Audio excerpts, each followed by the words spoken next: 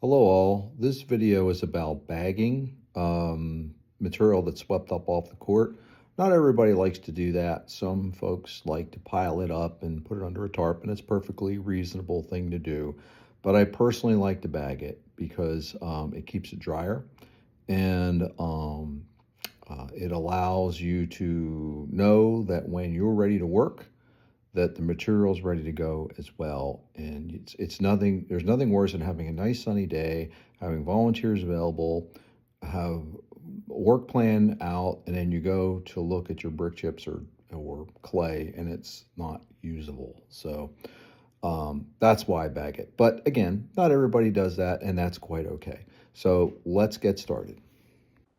You'll need a contractor bag, minimum 3 millimeters. Don't cheap out and get anything smaller because dirt is very heavy and the bag can hold quite a bit of it.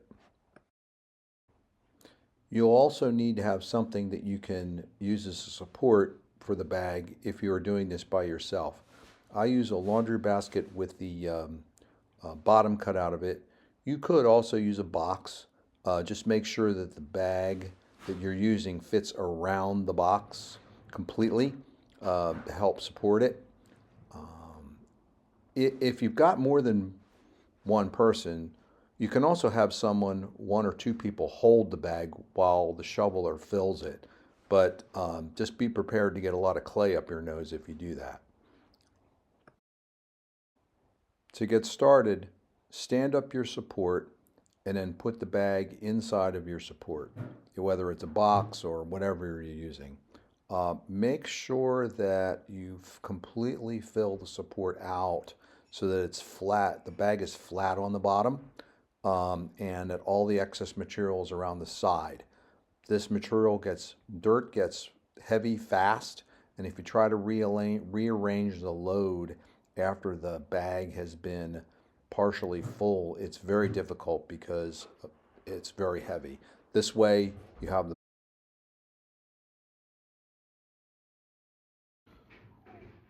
one caveat with loading up a bag with dirt is that you really need to make sure that you put the bag and your support where you want the bag to be when you're done.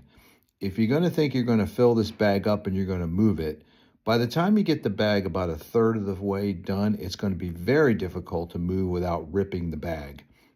So make sure that the bag is where you want it to live, at least in the short term, before you start filling it. Here is two of us filling up a bag. We really didn't have the right shovel because it was locked away.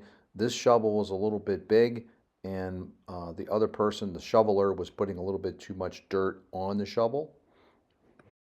However, eventually you'll wind up with a full bag of dirt. You may have to pull up the support as you're filling the bag. It can be a little tricky and you have to be careful, but it's better to add small amounts at a time as opposed to large amounts at a time. It's much easier. So there you have it. We now have a full bag of dirt. You should tie the top off with a zip tie, plastic zip tie, or you could use a twist tie, or you could use a rope. Also, after you've accumulated several bags of dirt, sometimes it's not a bad idea to throw a tarp on top of that, because even though you've zip tied the top of the bag, there's always a little bit of water that leaks through if they're out in a heavy rain for a long period.